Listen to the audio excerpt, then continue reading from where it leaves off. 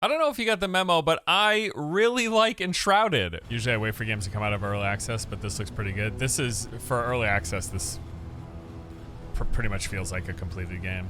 Like I've told other people who have come into chat, it's easily like 100 hours worth of content as a fresh start. If you're playing for the first time and you're playing through everything, is a lot here. A lot of game. They've added so many more systems too, and like progression and mechanics since the initial early access launch, along with adding several new zones and all sorts of new side content. There's huge dungeons too. Every zone has this dungeon called the Hollowed Halls. It takes like 1 to 2 hours on average to clear those alone, a single dungeon. I think there are 6 zones right now. There's 6 or 7 zones in the game right now. And this, I've not even finished the first zone. This is a new playthrough. I've not even finished the first zone. And I am, how long am I into this character? I want to say like 15 hours. It's a good game. It's a very good game, and it's just been getting better and better with every update. Like, I really enjoy it. When it first launched into early access last year, it was at the time already a fantastic experience. Easily one of my favorite survival games. Blending all the traditional features of the genre with tons of fantasy RPG elements in a world that really incentivizes exploration. It's one of those games that I think nails the sense of going on a grand adventure. Dude, this game is so damn cool. It just does such a great job of creating the adventure-y vibe, you know what I mean? Like, especially with how dark shit is and enemies lighting up. Oh, it's just so good. It absolutely nails the, hey, I'm going on an adventure with my mates. Or alone, whatever, however you're doing it. Just absolutely nails it. As you explore a massive, seamless world, traveling through open fields with rolling hills, dense woodland forest, arid rocky regions, and deserts, those biomes all dotted with a large variety of different things to see and do. You got the caverns and castles, cities, underground catacombs and dungeons, in which you're fighting off hordes of fantasy enemies, finding weapons, gear, and consumables in the process, hunting down large bosses to complete quests and gather valuable resources, rescuing NPCs that then come hang out at your base, offering new crafting options and just being little companions in your adventure. And the game also really leans heavily into its traditional fantasy RPG inspirations, as you'll be leveling up and progressing through a skill tree that lets you build a character in one of many different typical RPG archetypes. And all of this is further enhanced with just this fantastic use of lighting and color that really impresses me. Game never ceases to amaze me how gorgeous it is. Yeah, I really, it's the lighting in particular that, the lighting and the coloring that's really, really well done. Valheim was similar in that way. Man, look how good this game looks with the lighting and everything. See, like you can peer up there at the sky and you can see the moon casting a shadow, and then we've got the blue glow from shroud stuff down there, and then we've got the orange, just red, yellow glow from the lighting over there. It's just so good, dude.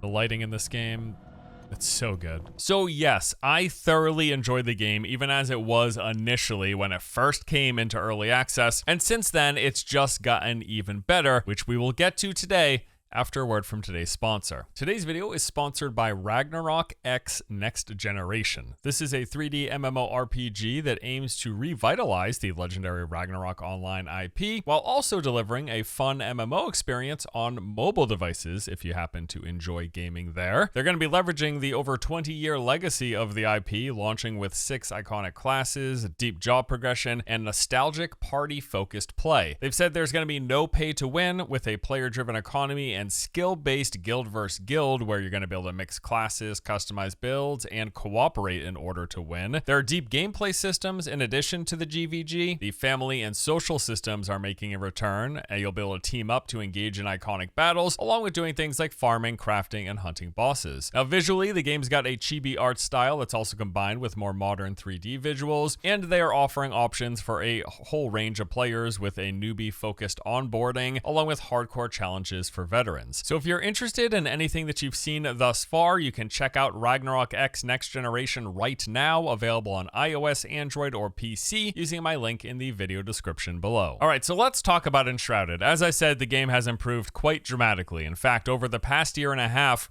there have been 6 major updates. Update number 1, Hollow Halls, introduced these massive new elaborate dungeons to the game. There's one of these found in every biome. They are loaded with enemies, and they are very difficult. All right, here we go. The first Hollowed Halls of the playthrough. I'm excited. I don't really remember what this was like.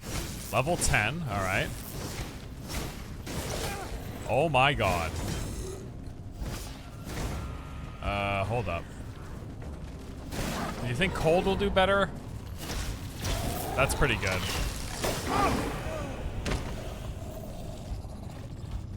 Okay. All right.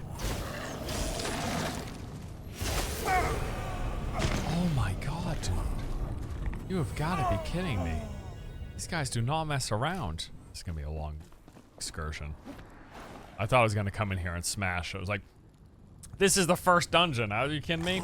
So as mentioned, there is a unique Hollow Halls found in every biome in the game, and all of these are full of different challenges, jumping puzzles, enemies, and bosses that are scaled to that corresponding area. Also with this content, there's a brand new quest lines that lead you into the Hollow Halls. The enemies themselves that are found inside, those were a new addition. Oh wait, no, this is my friend. This is my friend, yeah. This is my friend.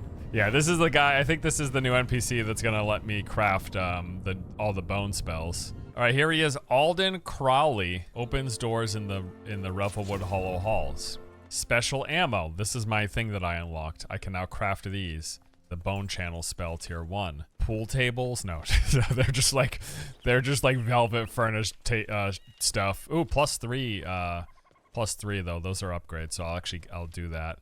So this is really what I'm after though, because this bone channel spell is sick. And as you saw, completing your first run will reward a new survivor, which in turn unlocks new crafting stations, recipes, weapons, and base building stuff. Beyond those things, Update 1 also boosted the game's performance. It came with some reworks to a few zones, they added some more base building crafting options, and there was a bunch of quality of life improvements like better stack splitting, crafting items in stacks, and a new map ping function. All right, now on to Update number 2, titled Melodies of the Meer. They added the first entirely new playable region of Blackmire. This area is found just north of Revelwood. It's a swampy region with massive oversized trees that you'll be exploring as you complete new quests, take on gameplay challenges, and fight some brand new enemies. This is also when they introduced the musical instruments, so once you unlock this feature, you can then sit down and play one of several songs. If playing with friends, the different instruments will actually sync up, adding some more layers to the song that's being played. And then beyond the fact that this is just kind of cool, playing music will also add to your rested buff duration, extending it, and that can be done wherever and whenever out in the wild, rather than needing to go back to your base or some specific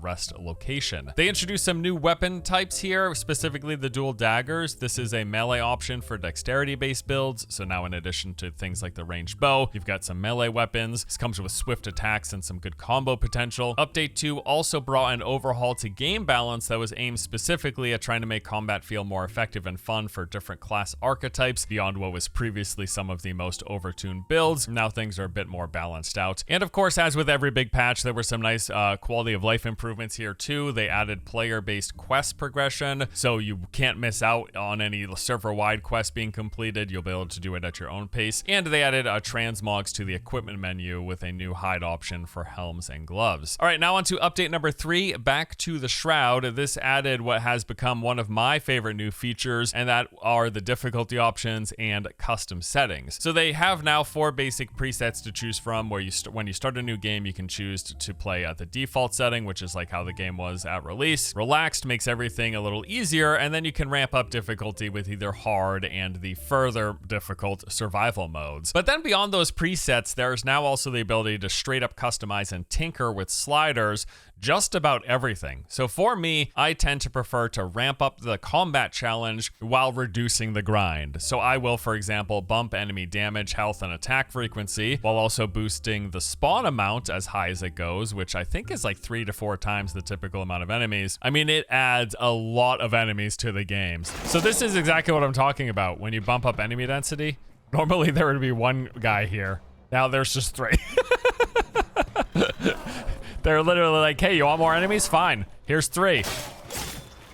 I also add a touch of survival with things like starvation mode that require me to keep the food buffs rolling, increase night duration, and enhanced weather effects, along with things like glider turbulence. And then lastly, I will bump the resource harvesting yield as well as speeding up processing times. And these settings let me spend more time doing what I enjoy, which is the adventuring, the dungeon diving, and the fighting of enemies. I thought I just did it. There we go. I wanted to zoom in for the combat.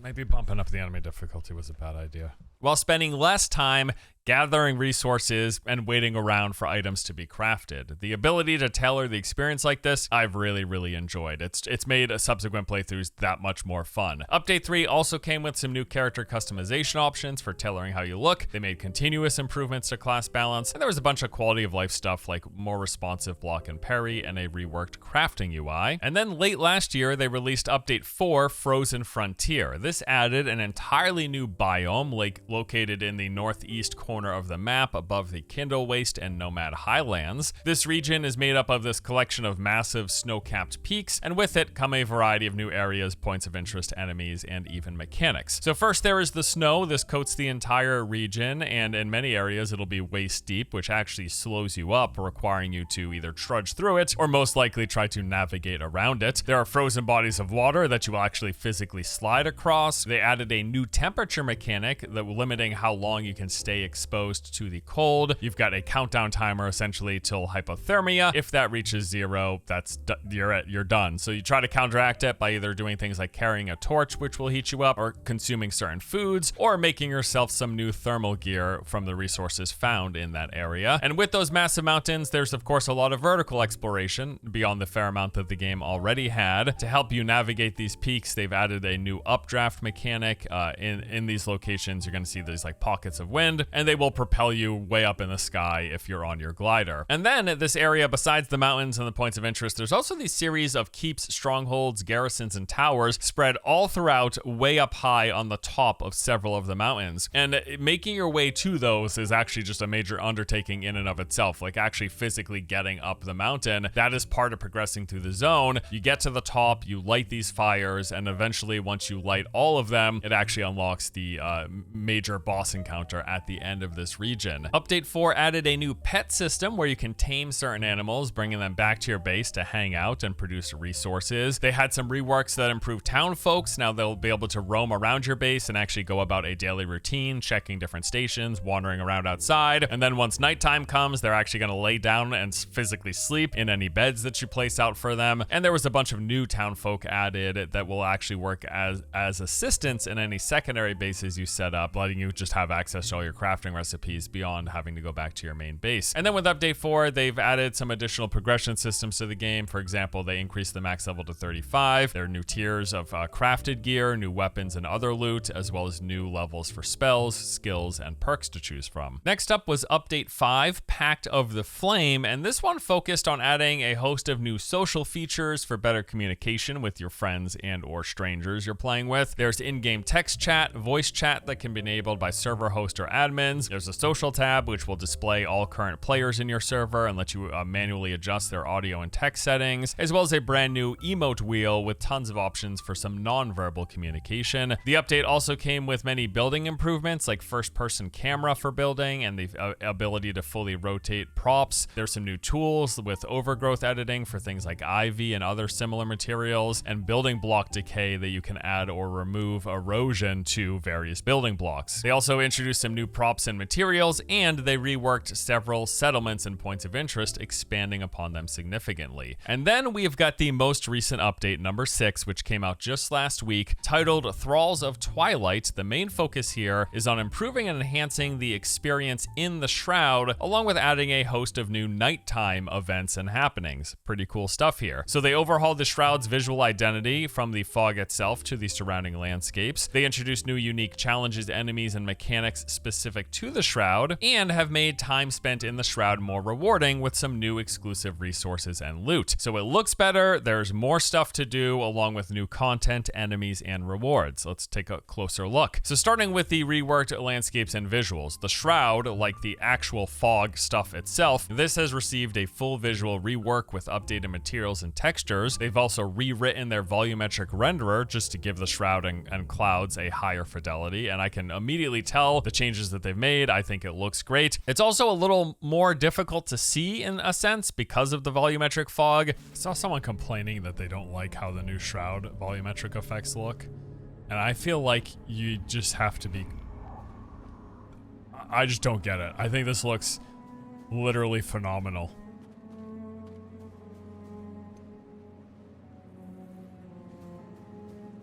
I think it looks very, very good. And this adds to it actually being a little spooky rather than just like a filter that is applied onto your visual space. It's actually, it feels like a physical thing that you're moving through. Like the Shroud has a density to it that it didn't have necessarily before. They also overhauled the terrain across the shrouded areas, adding a lot more variety, verticality, and places to explore. In fact, there are over 100 new points of interest to be found within shrouded regions. So this is a Shroud layer.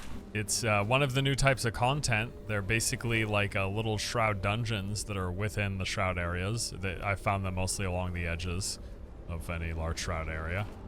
And they contain some of the new enemies, along with a boss sometimes, it seems.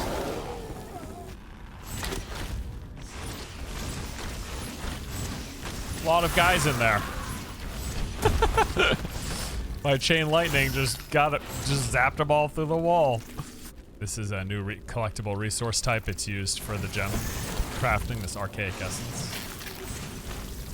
There's a host of new enemies, along with additional enemy variants in the shrouded areas. One of the first few new ones you're going to come across in some early Shroud spots are these floating eyeballs that shoot Shroud lasers. Look at that. See that floating eyeball? Look at him. Look at him. Look at him. Shoots a laser beam.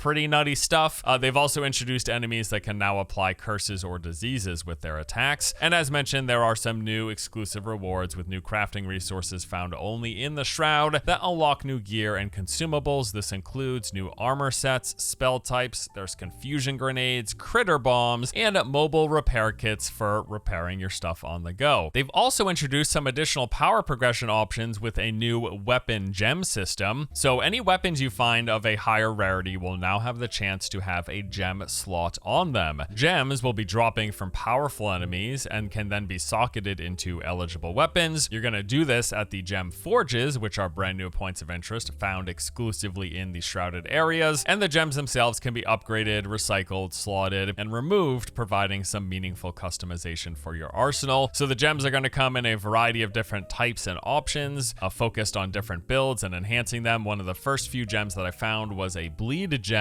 which, as it sounds, will add a bleed effect to certain melee weapons. I think it was cutting weapons got a bleed up that could be applied on enemies, which was actually pretty significant. I did find and place one gem in the two-handed mace that I ended up getting off the first Shroud boss. So, Gem of Bleeding, any critical hits with cutting damage, which this weapon has, ends up causing a bleed on the target. 12 damage per second for 7 seconds. So that's pretty nice. Now, as mentioned, it's not just the Shroud that has been more fleshed out. Nighttime now comes with some additional challenges and rewards. So there are new nighttime exclusive enemy patrols. For example, there are scavenger patrols that roam the roads, accompanied by these adorable backpack-wearing wolves. They added these new roaming packs at night, and look at this. There's freaking wolves with like cargo on their back and a light. It looks so cool. Like, look at these guys. They look so cool. I don't even want to kill them because I want them as a pet, honestly. Look at them. He looks awesome. And there are also groups of Fel all over the place who are attempting to spread the Shroud with these new spores. So literally you will see groups of Fel enemies and this little spore thing that's spawning an area of Shroud in spots that otherwise wouldn't have had Shroud. There's also night blooming flora. These are plants that are only found after the sun sets. They offer unique crafting materials and special foods. There's also a bunch of new resources at night, and one of them I'll show you here in a second. So there's flowers here. Oh, here's one right here. This is a midnight lily, and it's actually a potion that gives you a buff. Now, I've already consumed it, so I'll just show it to you. Midnight lily.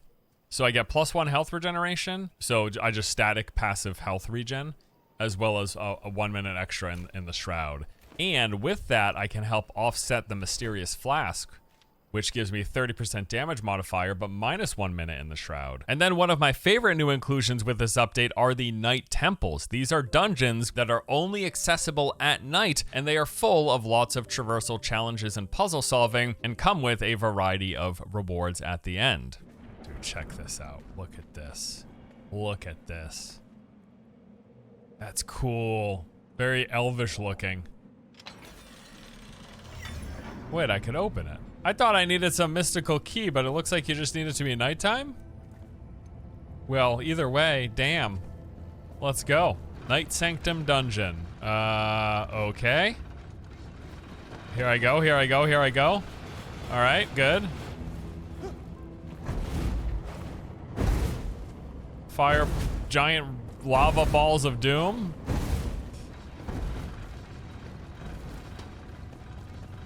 Is that really it? All right, I'll take it. Easy peasy. Nice little purple melee weapon. I like it. Pretty simple, but just a fun little additional side activity. You know what I mean? Maybe they get more elaborate too as you progress. This update also came with some pretty big visual improvements. In fact, across the entire game, they've enhanced the visual quality with lush new vegetation, refined landscapes, and reworked textures. And these changes were almost immediately noticeable when I first jumped back into the game this week. I mean, I was pretty blown away, to be honest. It looks much, much better. They did say they enhanced the game's visuals, and I think I can see it. Seems like the lightings and like volumetric effects are a little bit better than I recall. And even like the vegetation looks a bit more detailed than I remember as well. Yeah, and the lighting definitely got improved too. Like the lighting was always pretty good, but like look at how good this looks. I literally feel the warmth of the sun rising and radiating its beams down on me. Like that's how good it looks. Impressive. Really great stuff. Great atmosphere in this game. And then beyond all of that, Update 6 also came with some player customization improvements, including in-game player customization, where you can change the way you look after the fact thanks to a new NPC. They added a new tinting station where you can change the colors and palettes of the look of your armor. And there was a host of technical improvements making the game perform even better. And I gotta say, this is something else that was quite noticeable. And that pretty much does it for today's video. A look at all of the updates that Enshrouded has gotten since it first came out. And I mean, I don't know how else to put this. Like, as it was when it first launched, this was already a fantastic survival game. Like, I just thoroughly enjoyed it. It was an experience that goes down as one of my favorite survival experiences. And the number of updates, 6 major updates, adding all of this new content since its early access release, and the fact that they are still planning to be in early access for, I think it's like another year of updates that they still have planned. I mean, I can't even fathom like how good this game already is and how much better it's going to be when it is in 1.0. The nice thing about this game too is it's getting continuous support. Like it's gotten so many updates since it first hit early access, and it just keeps getting significantly better over time. And it's already, like, even when it first came out, it was already a great game, especially for the price point. What is it, $30 right now? Fucking dumb. I've got over 100 hours, and there's still like way more that I'm gonna sink in before I'm done for sure. It's solid stuff, man. If you've not played it yet and you are at all interested, I highly recommend it. Again, I think this is just hands down one of the best survival games that I've ever played. This is up there with Valheim for me in terms of the type of survival game that it's delivered. I've really, really, really enjoyed this experience, and I can't believe it's actually going to be getting even better. Like, I love it. I love it. Enshrouded, it's a great game. Highly recommend it. Even though it's not even finished, which, again, blows my mind. I can't believe they haven't considered this. I can't believe this wasn't the 1.0 update with everything. Like, wow. Just wow, great. So expect some more Enshrouded coverage from me in the future as well. I guess that goes without saying. But that's going to do it for today's video. Thanks as always, guys, for watching. Hope you enjoyed it. I'll see you next time. Take it easy.